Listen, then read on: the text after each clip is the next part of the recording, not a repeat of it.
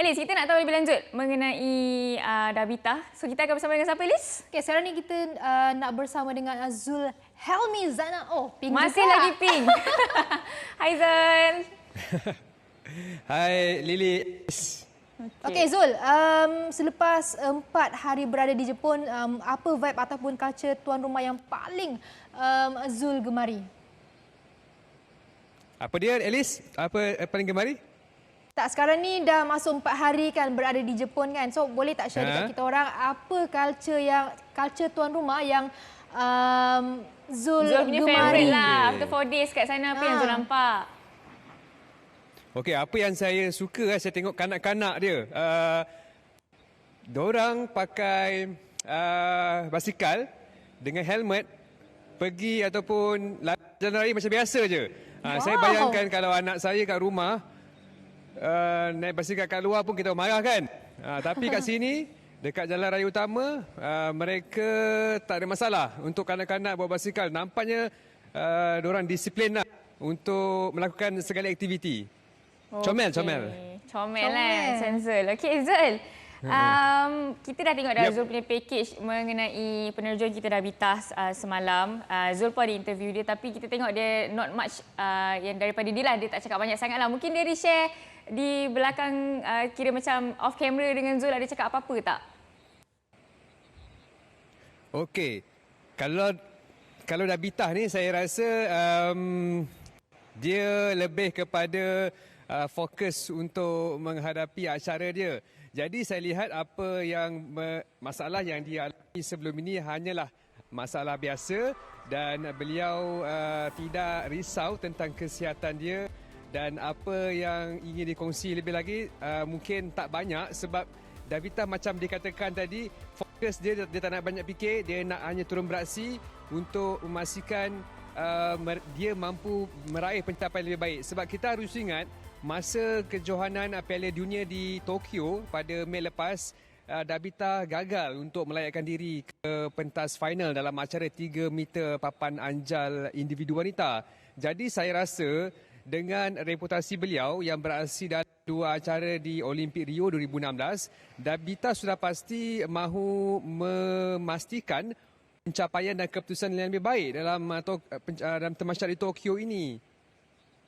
Kerana dalam Tokyo ini dia hanya beraksi dalam satu acara saja iaitu 3 meter papan anjal individu wanita bersama seorang lagi sandaran negara Wendy Ng.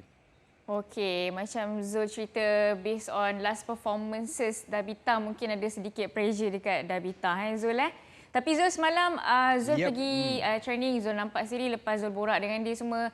Keadaan Dabita Zul, okey ke? Vibe yang dibawakan ke kolam terjun semua, dia okey ke tak? Okey, nampak ceria, penuh semangat. Kalau kita tengok sehari sebelum tu dia datang pegang kepala, pening dan sebagainya. Tapi semalam sesi latihan dia sampai jumpa saya senyum, gerak kan. Nampak Dabita lebih bersedia. Sampai-sampai je dekat venue pertandingan tu, dia terus melakukan warm up, macam skipping, exercise. Lepas tu terus melakukan latihan di kolam terjun. Dan menariknya, masa saya tengok di kolam terjun tu, terjunan-terjunan yang dilakukan oleh Dabita agak baik.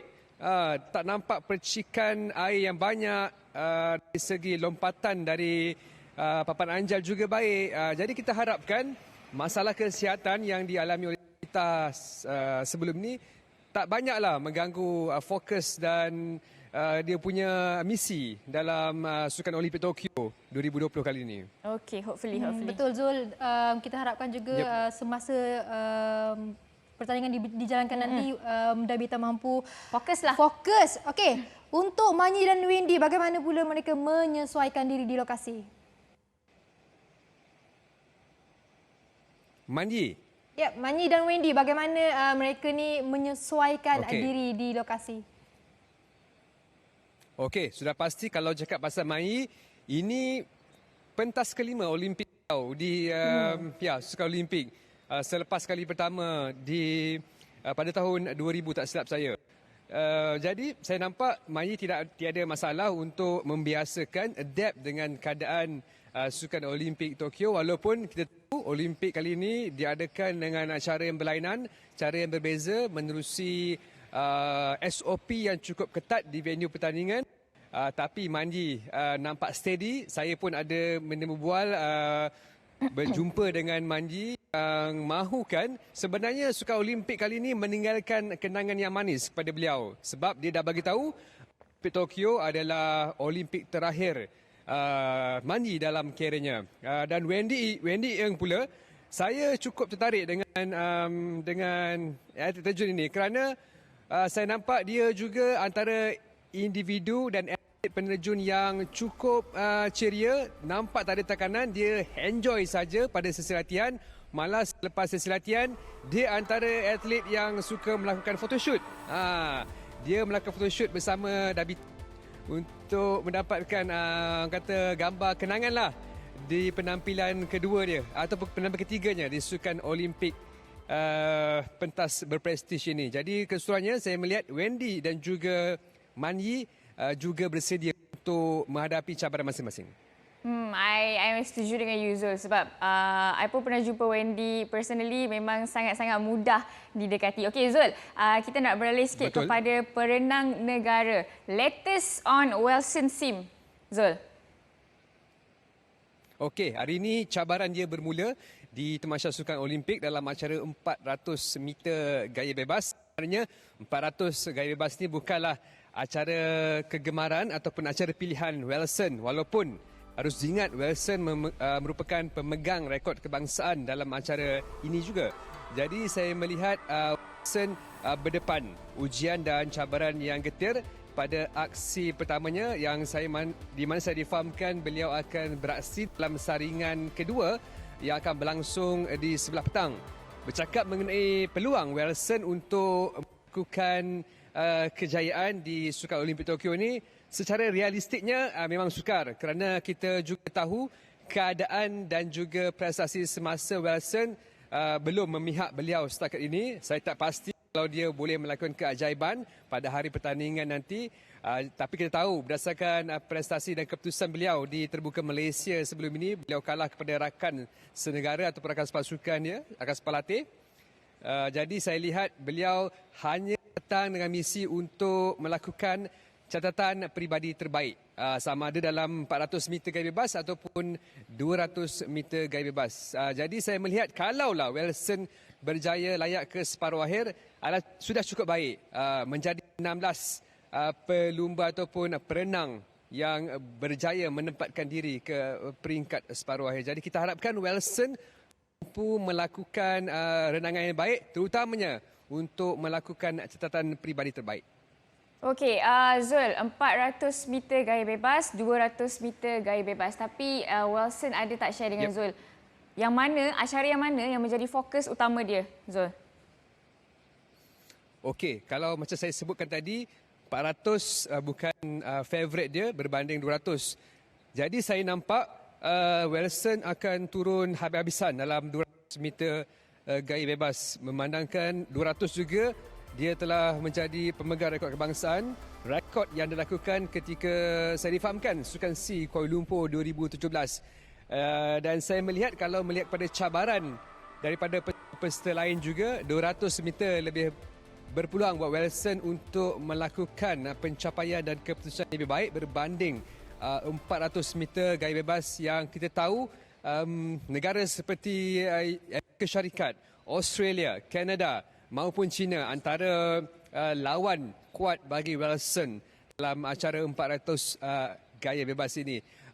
Juga saya ingin kongsikan bahawa Wilson telah hadir pada opening ceremony, upacara pembukaan semalam.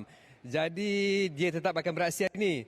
Kita harus puji, memberi kredit kepada Wilson tetap hadir pada opening ceremony walaupun akan turun beraksi pada hari pertamanya hari Sabtu ni. Okey, Zul ada jumpa Wilson ke? Dia ada nampak macam ni lah semalam kan opening ceremony tu habis lambat kan? Kalau dia nampak penat ke apa ke hari ni ada ke Zul? Macam mana? Yang baru saya tak jumpa lah, tapi semasa latihan saya ada jumpa, saya mendapatkan maklumat dan juga pertanyaan daripada Wilson mengenai cabarannya beliau akuilah dia tidak berada dalam shape yang baik untuk Olimpik kali ini. Cuma beliau mahu lakukan yang terbaik untuk memastikan segala kritikan ataupun tomahan tentang prestasi beliau sebelum ini dapat dijawab di Pusat Akuatik Renang Tokyo kali ini. So Zulwi pun wish all the best lah untuk Wilson. Bukan halangan sebenarnya, tetapi untuk rakan sepasukan Jin Eng pula apa cerita mengenai dia? Fiji Eng ke, Belis? Ya, betul. Alright, Fiji Eng juga berada dalam momentum yang lebih baik. Saya lihat Fiji Eng agak berbeza dengan Wilson. Lebih berkeyakinan, lebih bermotivasi berdasarkan temu bual ataupun perkongsian beliau sebelum ini. Mungkin atas faktor persediaan yang lebih rapi, difahamkan melakukan latihan selama 6 bulan di Amerika Serikat kerana beliau menetap di sana. Jadi saya melihat Feng Jin Eng mahu menebus kesilapan dia pada penampilan sulung di Olimpik Rio, gagal untuk mara ke peringkat separuh akhir.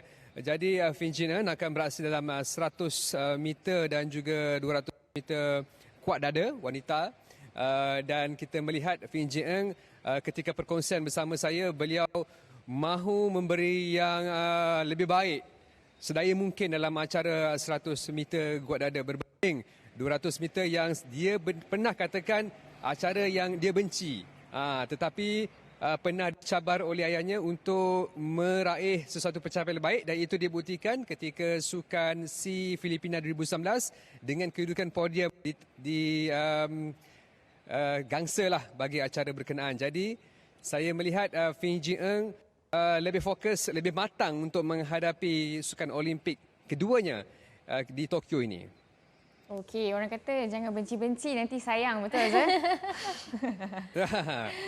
Thank you Zul for your time today. Penjelasan Sama-sama, yang sangat Alice. mantul, Zul. Ke sana, Stay safe.